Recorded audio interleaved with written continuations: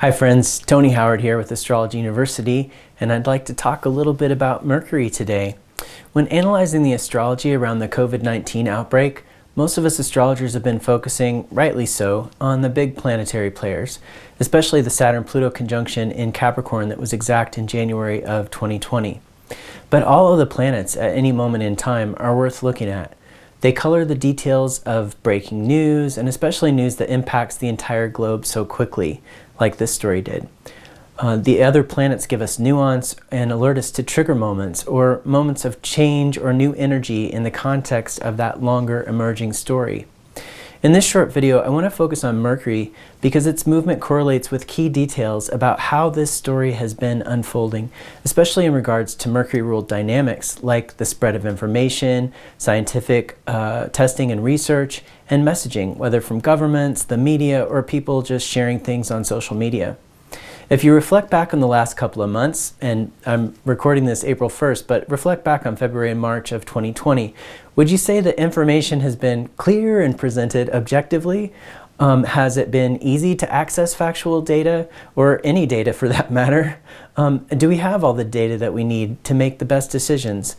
Has there been a predominance of misinformation and confusion? So you can just reflect on those questions, and the answers lead us into Mercury territory. But before we get there, let's rewind to the beginning of this timeline, at least based on the information I was able to source today, with details referenced from The Lancet, which is a peer-reviewed medical journal, in addition to reporting from sciencemag.org and NPR. On December 31st, China reported to the World Health Organization about a number of serious pneumonia cases with no known cause. We know that story at this point. At least one day before that, a doctor in China who'd been treating the cases, now referred to as a whistleblower, tried to share that info within his social circles and was later criticized by the government for doing that. But let's just stop here and look at the astrology, because this is the moment, December 31st, 30th and 31st, that the info gets out there, so to speak. This isn't the moment that someone first contracted the virus, we know that. This is when people were already sick. This isn't when someone passed on their virus to someone else. This is the moment when we became aware that there was a problem, and when someone in the local situation began to alert others, and also when the government made an official announcement about it. In other words, the information came into awareness and began to be shared. That's Mercury territory. This happened right when Mercury entered Capricorn on December 30th. Very interesting. But just a few days before that, on December 23rd, Mercury had just entered the peak of its declination cycle.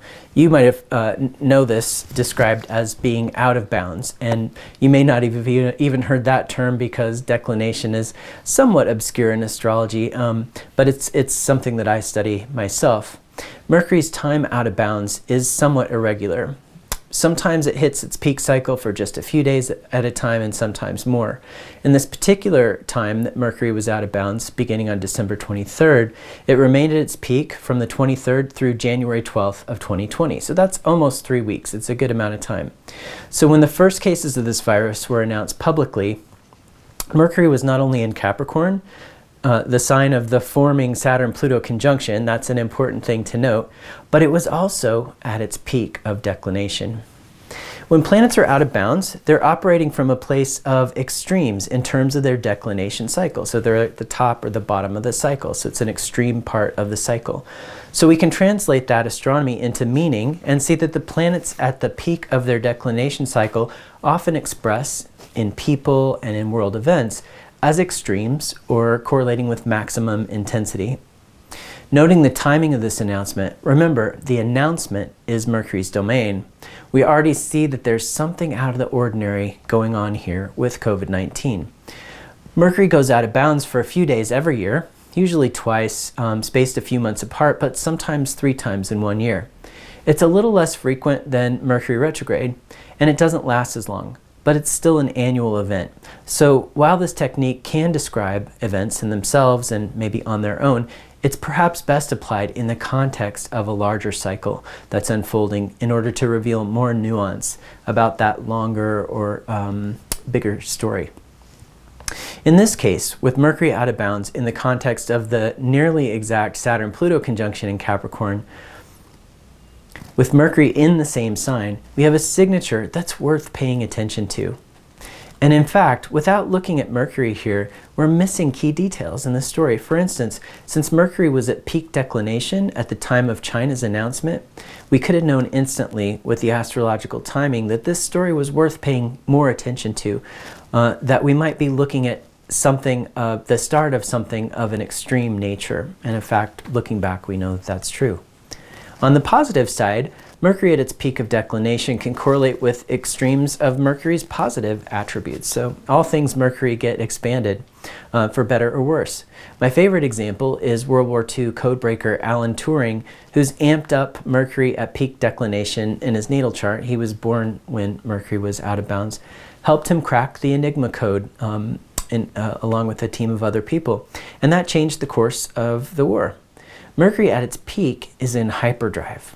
This doesn't mean that everybody with Mercury out of bounds is a genius computer scientist like Turing was.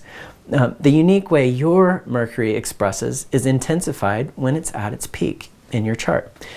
For instance, you might be a prolific gossip or a truthbender in some of Mercury's darker expressions. It's up to you to make choices about how you express your chart.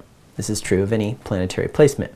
But in terms of this outbreak, we see Mercury at its peak at play in the speed at which the COVID-19 virus was sequenced. So one of the positive correlations there. I've read that this is the fastest example we have of that process from discovery of the virus to the sequencing. China identified the sequence on January 5th and announced it to the World Health Organization on January 7th. So the timing from December 31st to the 7th, pretty fast, and all that took place during the Mercury out of bounds cycle. And in this case, it seems like a blessing that Mercury spent a bit longer there this time, for sure. While the news of COVID-19 began to spread and the gravity of the situation started to come into our consciousness, Saturn and Pluto were forming their exact conjunction right there in the middle of January. Mercury was still in Capricorn through January 17th, so at some point Mercury joined up with Saturn and Pluto there, forming an exact conjunction, and then January 17th Mercury changed signs into Aquarius. As I watched that part of the cycle with Mercury changing into Aquarius, I was hopeful that we'd make some progress scientifically, and also aware that we'd have a short window to do so, because not soon after Mercury would enter Pisces. It was during the time that Mercury was in Aquarius that we started to get some usable information. On January 20th, for instance, China confirmed human-to-human transmission for the first time. And the next day, the World Health Organization confirmed that. Authorities were fast at work deciding whether this constituted an international public health emergency. And if you kind of look back over the news at that time, you see them deliberating that. On February 3rd, just before Mercury entered Pisces, China began its first drug trial of an antiviral drug's effectiveness on the virus. We'll come back to that a little bit later. Meanwhile, in the United States and elsewhere, things were about to get complicated. After Mercury entered Pisces on the 4th, which is great for writing poetry or conveying your thoughts through a song, our access to clear information and ease of communication was altered, at the least. Mercury in Pisces is great at nonlinear communication, but not as awesome at objective clarity. Every signature has its gifts, but the timing was pretty awful for a pandemic to be spreading across the globe as Mercury entered Pisces and then turned retrograde. This meant that not only would we spend the crucial beginnings of a global response to the pandemic with this under the influence of this mushy subjective Mercury, but a retrograde cycle naturally extends a planet's time in that sign. And so this was the extended play version of Mercury in Pisces. And things did get weird. It was hard to get a clear picture of what was happening. China's government isn't known for being especially forthcoming and transparent in the first place, and politics began to color all of the communications coming out of China. In the US, at first, the party line, as reported on national news media, was that this outbreak was just a liberal hoax designed to hurt the re-election campaign of the president, and that we had it under control and it would blow over really quickly. At least one of the key media figures putting out that false and dangerous message we now know on Fox News has since been taken off the air.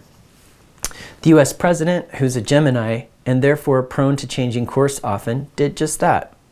It's what he does. It's what every Gemini does. This doesn't have to be a bad thing. Gemini mutability can be a gift in a leader when that flexibility is used to pivot to a new, objectively better situation, for instance, or respond in the moment based on the most up-to-date information. But this president has Mercury in a subjective water sign, Cancer, making that a bit less easy to access, we'll say. And his Mercury is also out of bounds in his natal chart. And his communications are often described as off the wall. It's a pretty commonly used phrase with out of bounds folks. And with a square between his Mercury and Neptune enhancing that dynamic, we also find multiple websites out there fact-checking his so-called alternate truths. Adding to this, astrologically in this time, we've been in Mercury and Pisces land, where rainbow unicorns run free and facts turn into toadstools before our eyes. So it was no surprise when we learned that the most important tool for getting factual data about an emerging pandemic, the testing, was not only hard to come by, but getting access was mired in misinformation and confusion on the parts of governments, not just in the US, but in other countries too. Remember, these transits happen all over the world for all of us.